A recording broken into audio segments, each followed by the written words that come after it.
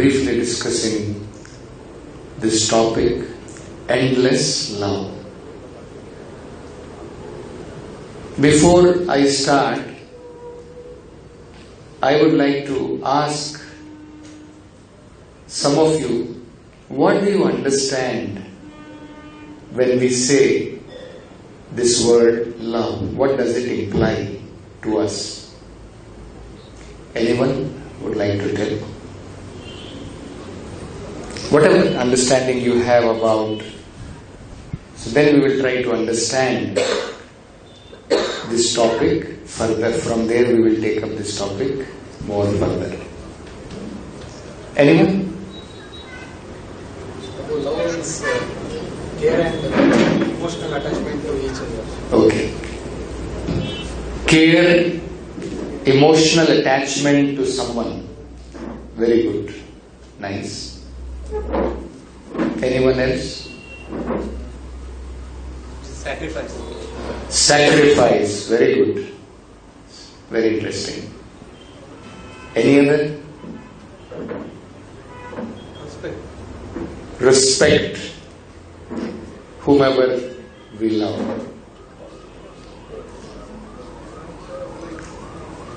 Anything else? Anybody else would like to add on to that? It's like divinity. It's divine. Divine. Okay. ठीक है.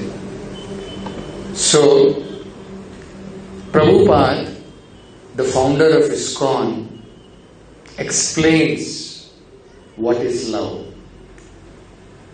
Love is basically that we have a tendency, every living being has a tendency, it's not just a human being. Every living being has a tendency to repose affection on someone or something. So when our affection is on some object, something or someone, that is called as, this reciprocation is called as love. Today, we will be trying to discuss three very important aspects of love. One will be misplaced love. Second will be unplaced love. And third will be rightly placed love. So first of all, we should all understand every living being, we all have emotions and feelings and desires. This table here, it has no emotions. If I bang this table will not say, "Sir, why are you banging me? It is hurting me." Isn't it? Whereas, if I pinch a person, the person feels the pain. So feelings, desires, all these are natural to living beings. And when we repose these feelings, exchange of these feelings brings about pain and pleasure.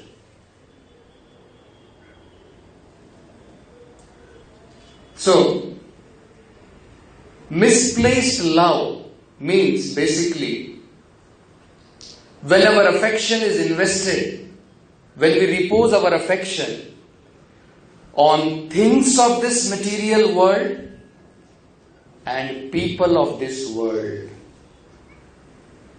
that is called as misplaced affection. We will try to understand how it is. Say for example, we love to have comforts of life. We love to have gadgets in our life.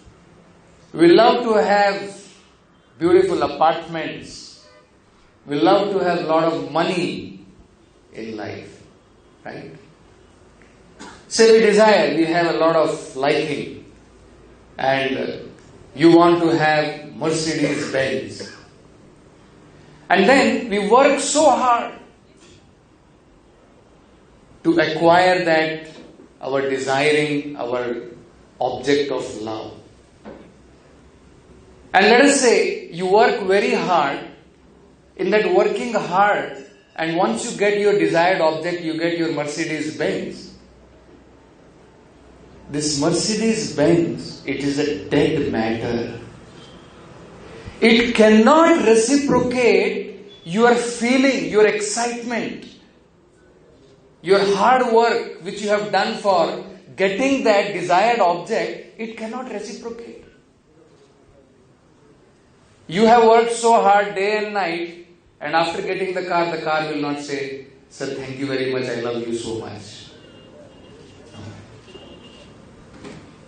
So, the objects of this world, they cannot reciprocate our feeling of love. I may love my bike, I may love my car, but the car is not able to exchange that feeling of love, because it's a dead matter. This is one example of misplaced love. Another example of misplaced love is when we invest our feelings, when we invest our loving tendency, our affection on people of this world. Why this is called misplaced? Because practically you will find everyone is selfish. So it cannot be actually called as love. It is called as lust. The whole concept of love, when we repose on people, it is based on I. What do I get from it? So it is actually based on egoism. It is based on selfishness. Recently, probably many of you also must have seen one quite a viral video on WhatsApp about this selfish love. Anyway, if you have not seen, I would relate you. So one small young boy, 5 years of age, he says to his mother, "Mother, I love you." And the mother also replies, "My dear son, I love you too." And then this boy grows up to be 16 years old. And mother knows everything. So this boy grows up to be 16-year-old. And then again he expresses his love towards mother. "Mother, I love you." So mother says, "Kitna paisa chahiye? Bata. How much money do you want? Tell me." Then this boy grows up to be 25. And then again he says, "Mother, I love you." And the mother says, "Kaun hai bata? Kahan rehti hai? Arrange kara denge." Because mother is there, maa hai. She knows our heart, she knows everything. And then he grows to be 40. And then again he expresses, "Mother, I love you." And then mother says, "Kaha tha na, mat kar shaadi usse. Problem hogi." And then this boy grows up to be 60 years of age. "Mother, I love you." Mother says, "मैं किसी भी paper पर sign नहीं करूंगी तुझे." I am not going to sign on any paper. You get away. So actually, you can see how the definition of love changes. When the boy was young, the mother was expressing the love and the child was also expressing the love. But the moment the boy is growing, his actually understanding of why he loves his mother, we can see the mother can understand. So actually, the love of this material world, when we place on people, when we repose, invest on people, actually it is called as misplaced love. There's another, WhatsApp is nowadays very good source of information, isn't it? It's another very interesting WhatsApp message I received. So once one boy and a girl, they are sitting in a restaurant and they are ordering, different things are coming, and the boy is telling to the girl, आज तुझे decide करना है, हमें आगे बढ़ना है कि नहीं तो cut. So they are actually arguing with each other, and the girl will also say, cut matlab cut, ja. So then the boy is telling to the waiter, waiter, bill alag alag lana. And the girl also understood. Then she said, Pagle, itna bhi nahi samajhta, mazak kar rahi hai.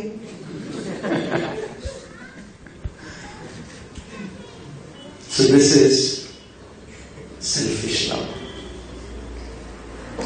So, material world, in this material world, we find that the object of love, we invest our affection, our love on somebody, but we don't get the expected reciprocation.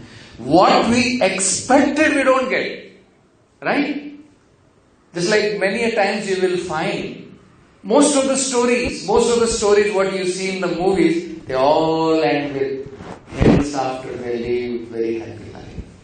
But seldom we do find that in our reality of life. I remember I was a student of St. Joseph's College in Bangalore. And Bangalore, is a place of, very well-known place, and specifically in colleges. So, there used to be a couple, very well-known couple. Couple means not that they were married, boyfriend and a girlfriend. Practically you will find them always together. The moment class is not there, you can just find them together. Probably in many of your colleges also, you may be having people like this. So they were a very well-known couple in the college. And then, in around 1993, I joined the temple as a full-time devotee, being inspired by the books of Bhaktivedanta Swami Prabhupada. I joined as a full-time devotee after finishing my graduation. So then I came to the temple and we all shave up. So I shaved up, kept a tuft of hairs on the back that is called a shikha. And then as a service, my service was in the temple after 1 or 2 years of joining the temple, somewhere around 95, 96. The service was that I used to sit in our lecture hall, people would come, they would ask about some problems, and I would, give them a spiritual understanding about how to solve these problems in a spiritual way. So then, one fine day, I saw that this college, these two couples from the college, they had got married later on, and they had come to the temple. And they came and sat across me. Of course, they were very popular. I was not popular like that, so they were not able to exactly relate who am I, even though I was from the same college. So they were not able to understand. And moreover, because I was shaved also, so probably I don't think they will be able to recognize. So they were not. So they were asking, Swamiji, we are on a verge of divorce.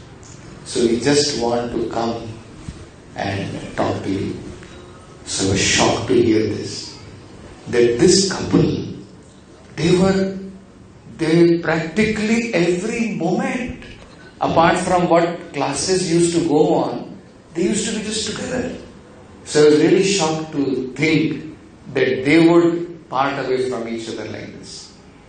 So then I was just asking what happened, how it happened, and the boy started relating. The girl was also speaking. He said, "Shut up!" And then the boy started relating.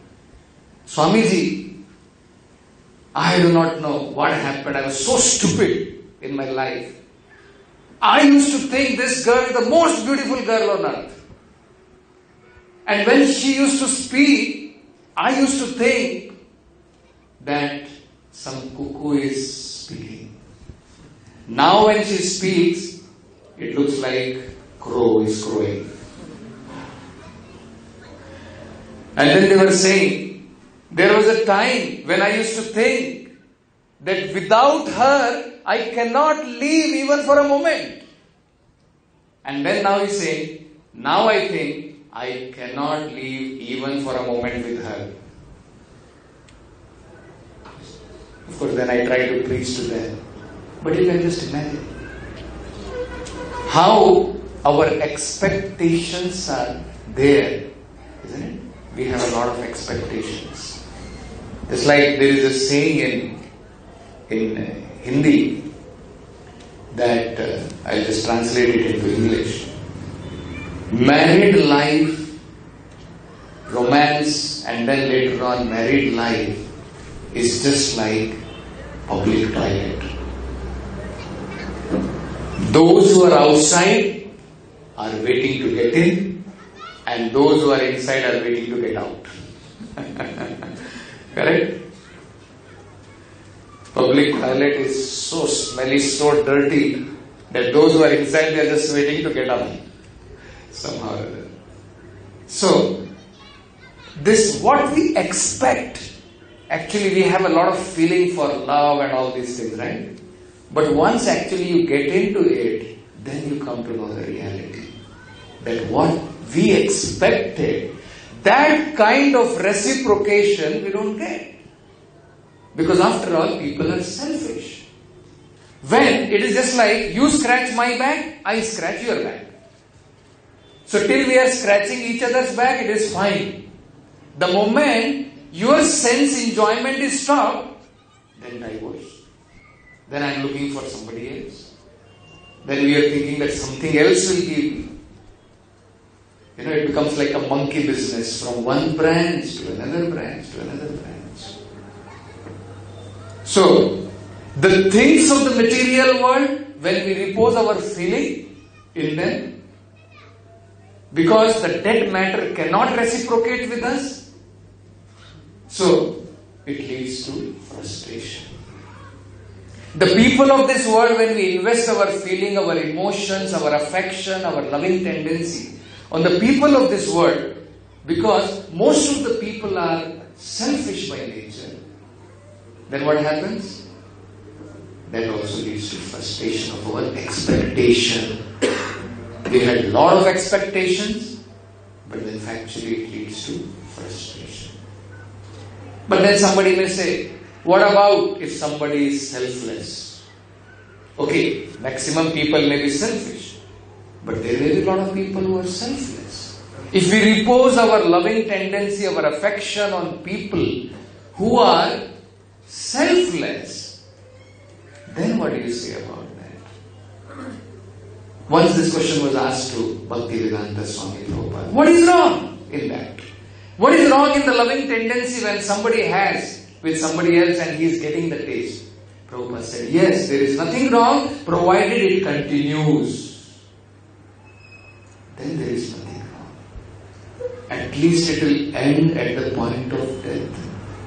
At the point of death, our so-called near one, dear one, will actually give us more pain than pleasure.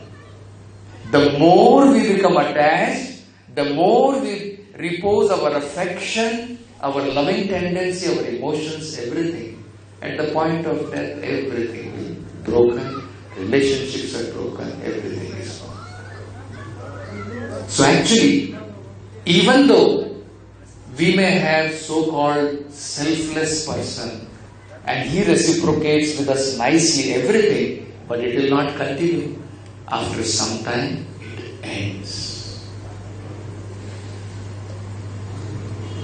Then, so this is the example of misplaced affection. So as you can see, in misplaced affection, we can try to understand. We try to repose our affection, our loving tendency, our feelings, our emotion, either on matter, on certain things, apartments, our cars, our this, our lot of things. But because it's a dead matter, it cannot reciprocate with us, there is frustration. And then we repose our love, affection, all those things on a person of this world who is predominantly selfish. So that also does not give us satisfaction. That also results in frustration. And even selfless so-called love, that will also end at one point and factually will give us that frustration. So, misplaced affection is a philosophy of frustration. So what happens?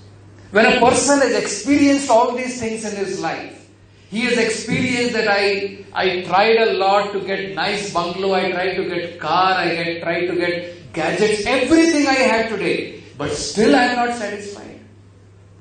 I tried to have good relationship with people, I tried to love people, I try to love my wife, my children, but in spite of that, I am not satisfied in my life.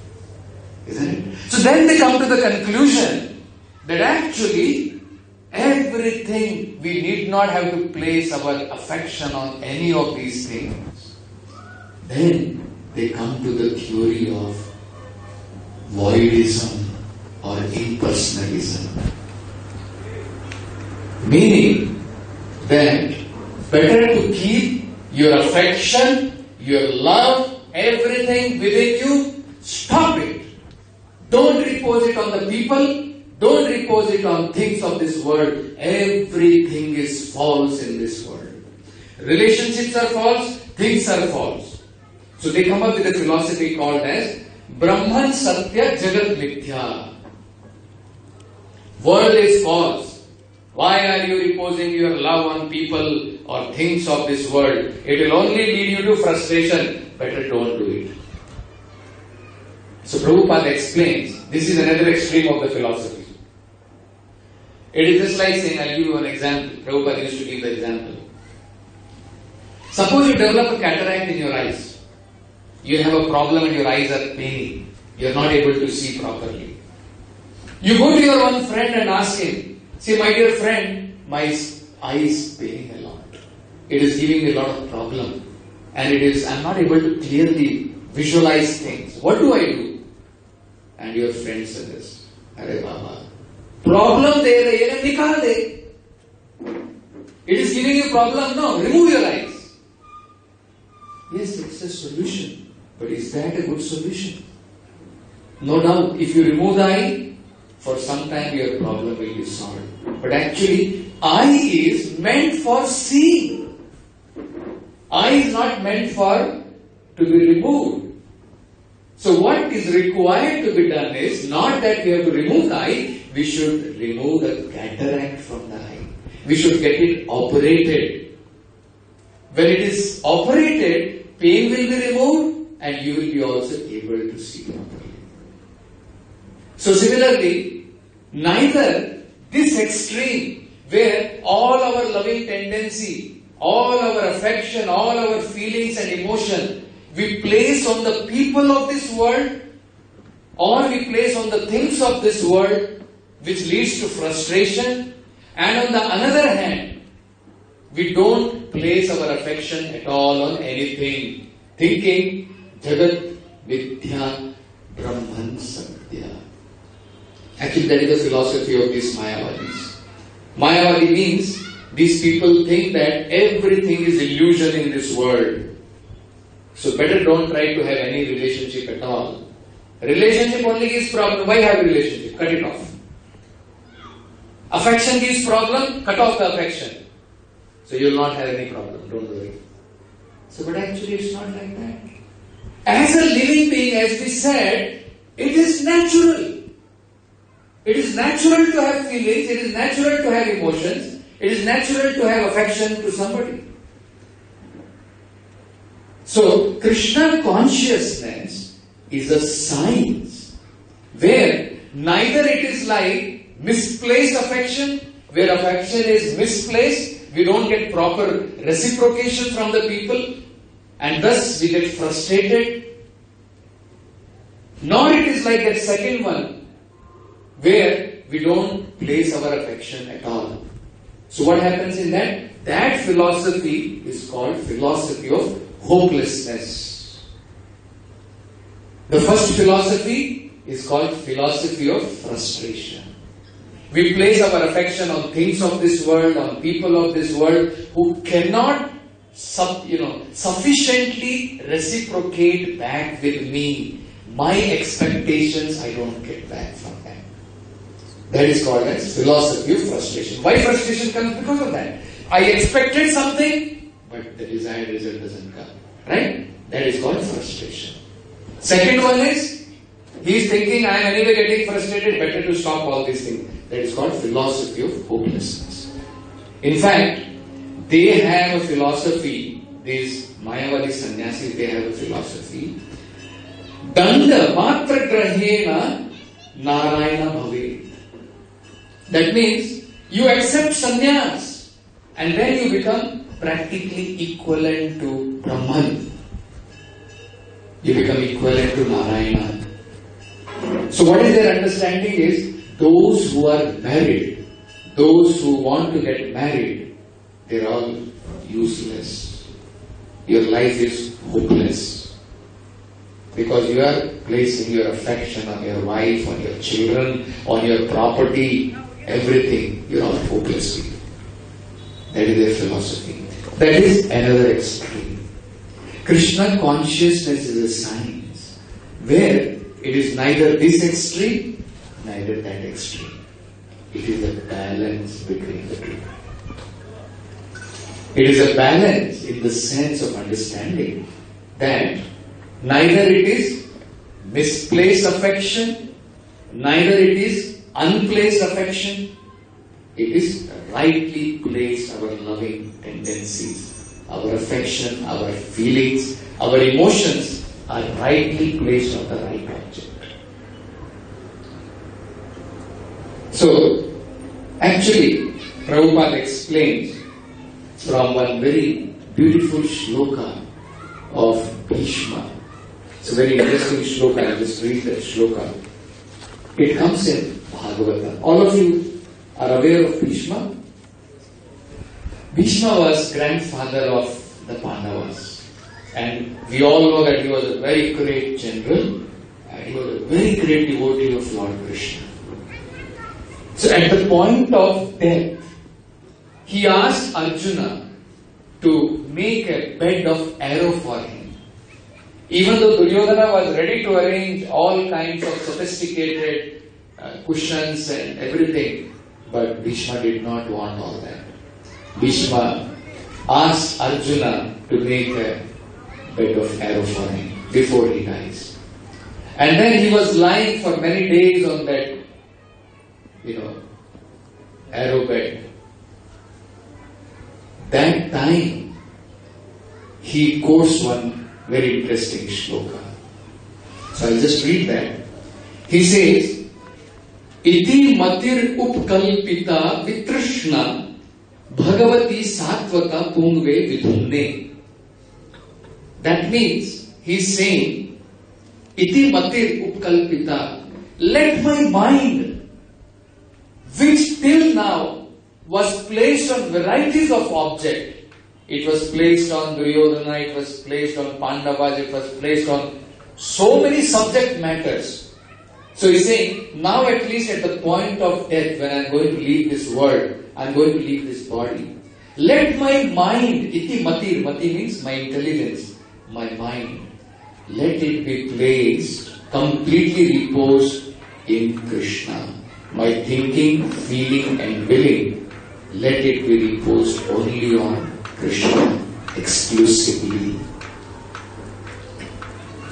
Another great devotee of Krishna, Kunti Maharani. Kunti, all of you know? She is the mother of Pandavas. She was also a very great devotee of Lord Krishna. She is saying, Gange Ogham Vidanvati. That means, she is saying, just like the river Ganga, without impediment it flows towards ocean, right? Finally all the rivers, they all go and merge in the ocean. And even though there may be so many impediments, the river crosses over all impediments and then finally it goes to the ocean.